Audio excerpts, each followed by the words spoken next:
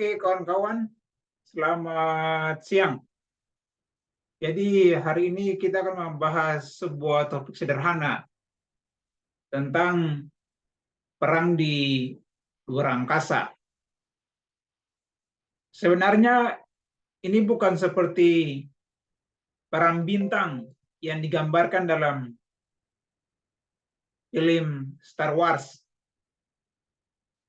Perang yang kita maksudkan luar angkasa ini adalah dalam upaya untuk mencegah terjadinya perang di bumi.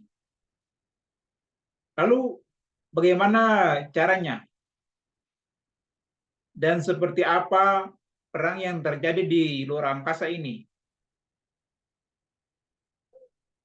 Ya, jawabannya perang ini adalah perang teknologi.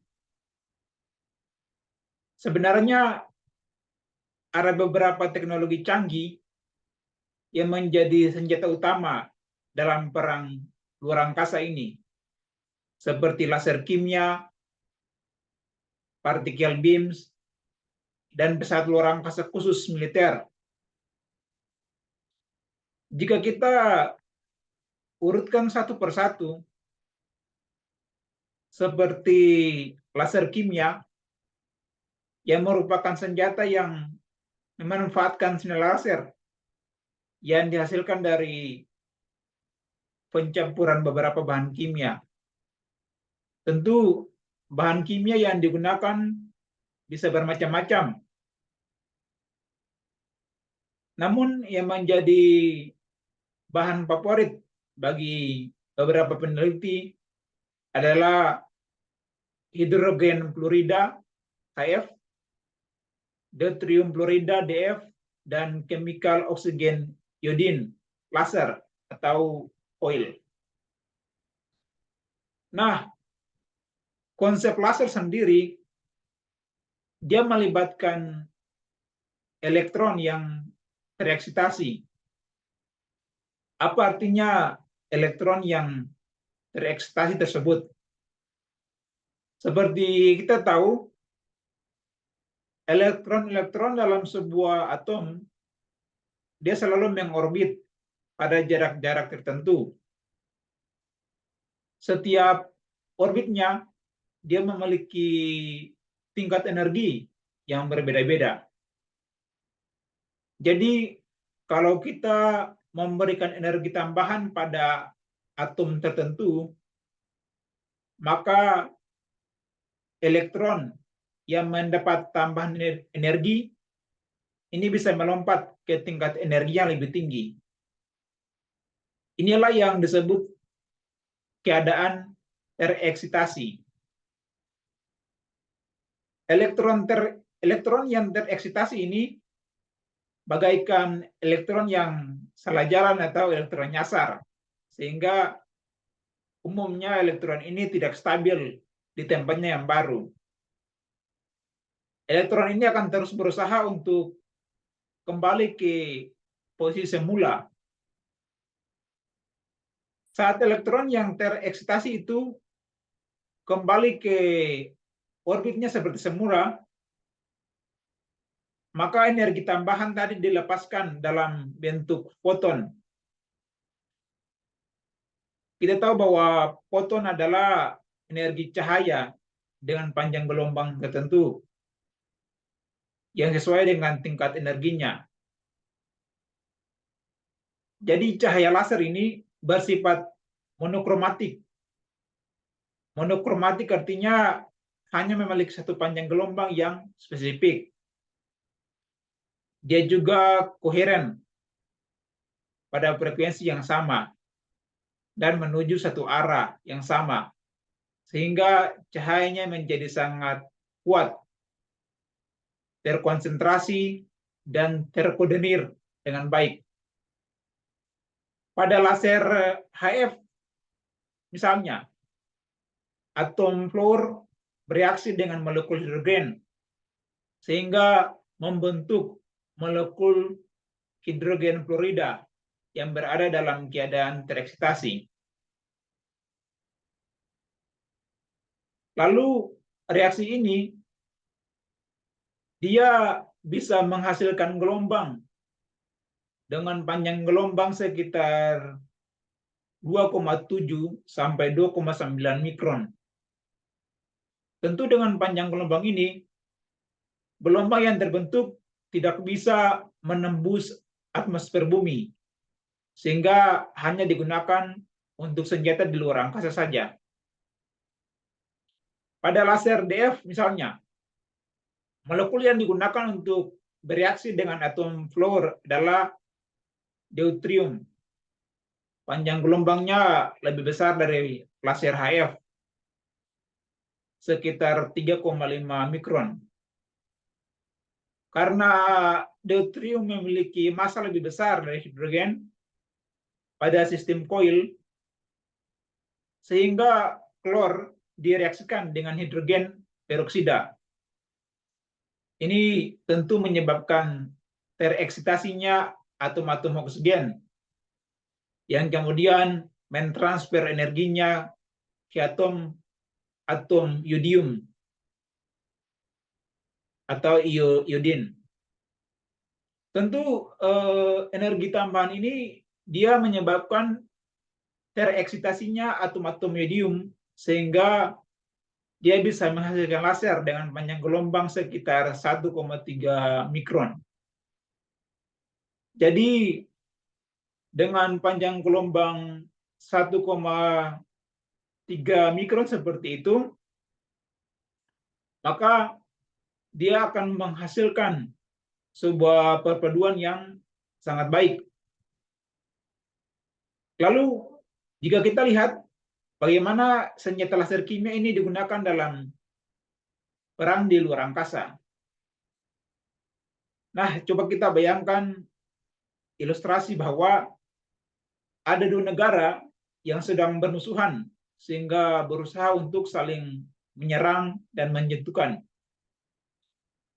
Misalkan salah satu negara yang sudah memiliki teknologi yang sangat maju, menembakkan rudal yang diprogram untuk menabrak negara musuhnya. Karena negara itu letaknya sangat jauh, rudal itu harus ditembakkan pada sudut yang cukup tinggi, sehingga mencapai ketinggian yang cukup untuk dapat mencapai targetnya. Tetapi ternyata negara yang musuhnya itu juga sudah memiliki teknologi yang sangat canggih. Lalu mereka bisa mendeteksi adanya rudal yang ditembakkan oleh negara A yang mengarah ke negaranya. Mereka juga bisa langsung mengambil tindakan untuk menghindar tabrakan rudal yang bisa menghancurkan negara mereka itu. Mereka tentu memiliki persenjataan di luar angkasa. Jadi ada satelit yang sudah dilengkapi dengan laser kimia milik mereka. Tentu saat rudal itu mencapai ketinggian maksimalnya, laser kimia akan langsung ditembakkan sehingga menghancurkan rudal sebelum mencapai targetnya. Jadi saya ilustrasikan pada gambar saya yang di atas ini, pada gambar ini, bahwa ilustrasi seperti berikut. Jadi yang berwarna hijau itu merupakan lasernya, sedangkan yang warna kuning itu dia merupakan rudal. Tentu dia bisa hancur di ketinggian tersebut, sehingga rudal itu tidak lagi berbahaya. Sehingga kedua negara ini bisa terhindar dari perang yang menyeramkan. Jadi ini salah satu fungsi dari perang teknologi ini. Dengan adanya teknologi canggih ini, perang yang sebenarnya di bumi dapat kita hindari. Tetapi ada sedikit kelemahan dari senjata laser kimia ini. Karena laser kimia ini harus diletakkan di satelit yang sedang mengorbit di luar angkasa. Jadi proses menembak rudal yang sedang meluncur cepat bukan merupakan proses yang mudah. Justru proses ini sangat susah karena satelit yang membawa senjata laser ini tidak dalam keadaan diam.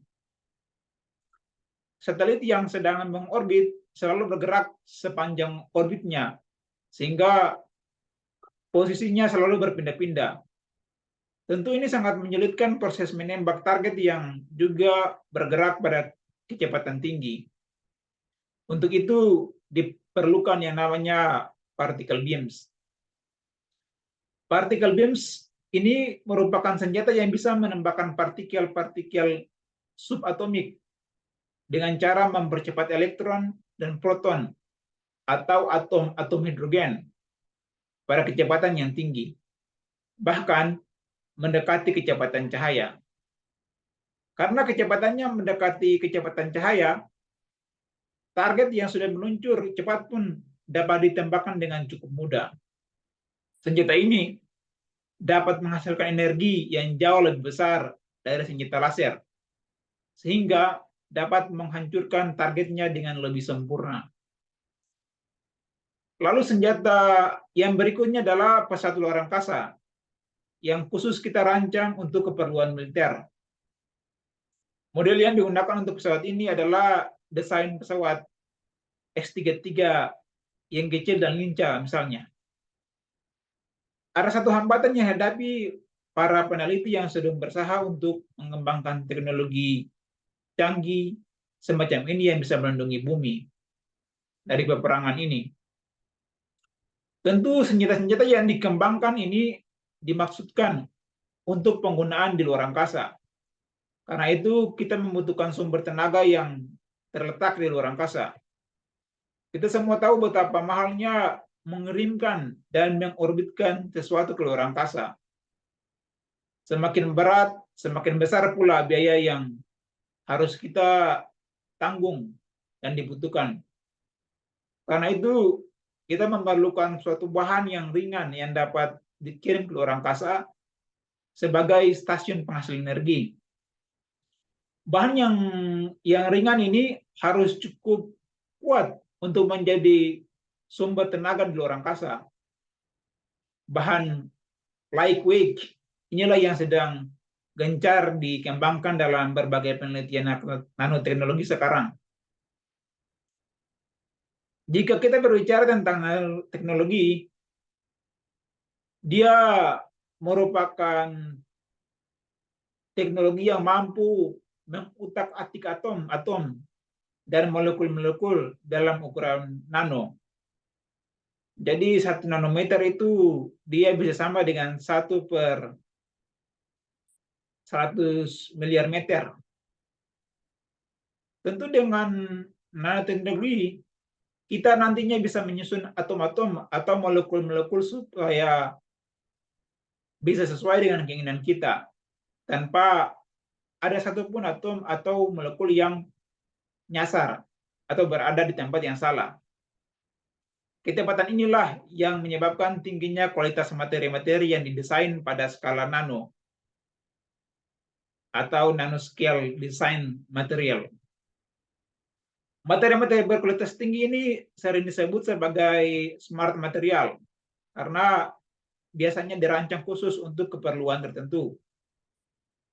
Materi yang dibutuhkan untuk sumber tenaga di luar angkasa merupakan salah satu smart material yang dirancang khusus sehingga materi ini dapat bertahan pada kondisi lingkungan di luar angkasa yang sangat berbeda dengan kondisi atmosfer bumi. Materi yang hebat ini dapat dibuat sangat tipis karena tidak ada atom atau molekul pengotor yang nyasar, seperti halnya pada berbagai materi yang dihasilkan oleh teknologi makro. Karena tipis dan mungkin hanya satu lapis atom saja, materi ini pun menjadi sangat ringan, tetapi kuat dan hebat. Inilah perang di masa depan, bukannya menyebabkan jatuhnya banyak korban jiwa, tetapi perang teknologi yang menuntut kita untuk selalu lebih pintar dari musuh kita. Dengan begitu, kita bisa terus memajukan teknologi sambil bertumpu pada apa yang sudah dilakukan pada peneliti-peneliti sebelumnya. Mungkin demikianlah sedikit pembahasan kita hari ini tentang perang di luar angkasa. Sampai ketemu di Zoom selanjutnya. Terima kasih kita ucapkan kepada Profesor Yohanes Surya. Oke, sekian dan terima kasih.